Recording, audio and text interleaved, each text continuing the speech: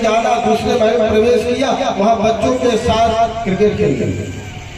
अरे नारद जी आइए आइए, बोले नहीं अभी समय नहीं, बाद में। तीसरे महल में जाकर प्राणियों के साथ बैठे, चौथे महल में तो बलराम जी के साथ बैठे। इस प्रकार से प्रत्येक भवन में जाते हैं तो नारद जी को भगवान का दर्शन हो रहा, बोले समय नहीं है। और अंत में नारद जी ने प्रणाम कर दिया, प्रभु आपकी लीला एक नहीं दो नहीं 3 महीना लीला देखते रहे। तो भगवान हर जगह प्रणाम किया, प्रभु आप 16,000 को करोड़ों रूप धारण कर सकते हैं।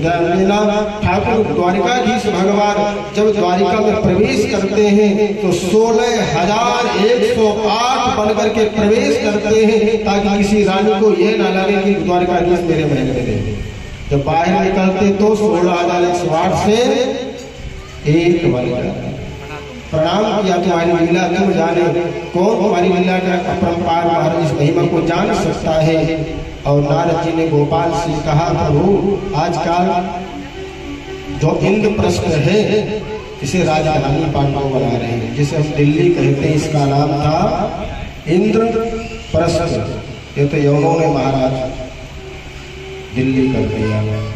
कई शहरों के नाम चेंज हुए महाराज आर्यभाइयों के द्वारा, और आज भी हम लोग जागृत नहीं हो रहे हैं।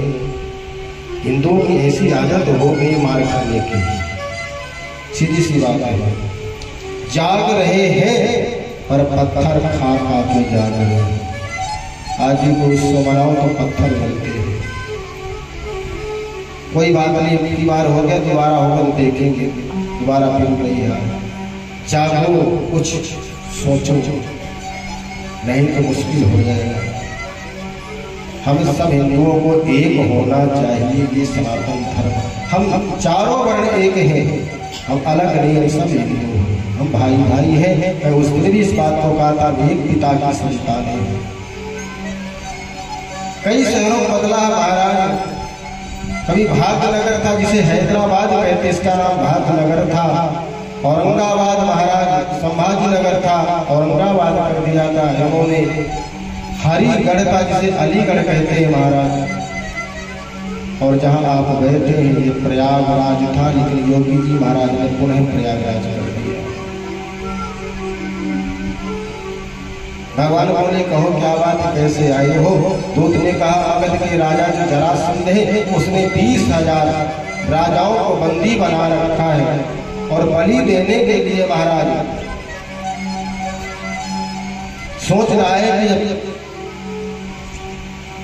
इनकी बलि दूंगा।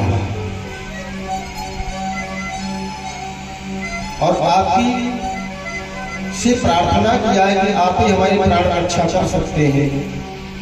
भगवान ने कहा, चिंता मत करो, आप जाओ, हम प्रयास करेंगे, उनका बंधन मुक्त कराएंगे, निश्चिंत हो जाएंगे।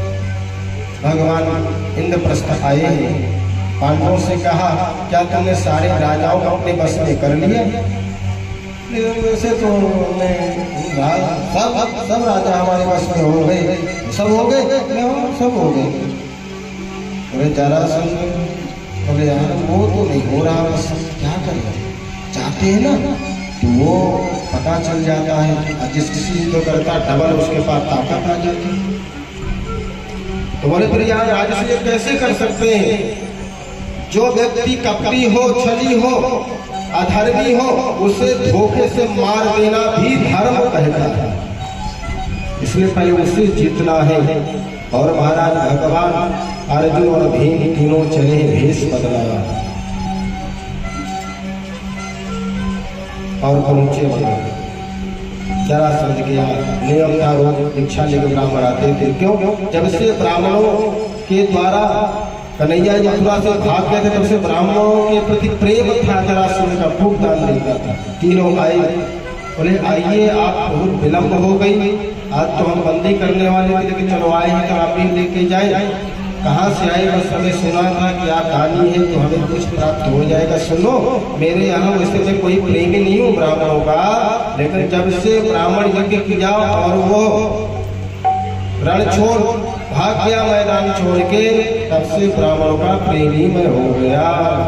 और इतना दे देता हूँ, दोबारा कोई कहीं मांगने की आवश्यकता नहीं। इतने में कन्हैया मुस्कुराए, और जो ही कन्हैया मुस्कुराए जरासंध का सुनियो ध्यान, अरे भैया पंडित जी मैंने आपको कहीं देखा है। कन्हैया ने कहा पहचान लिया, गड़बड़ हो गई।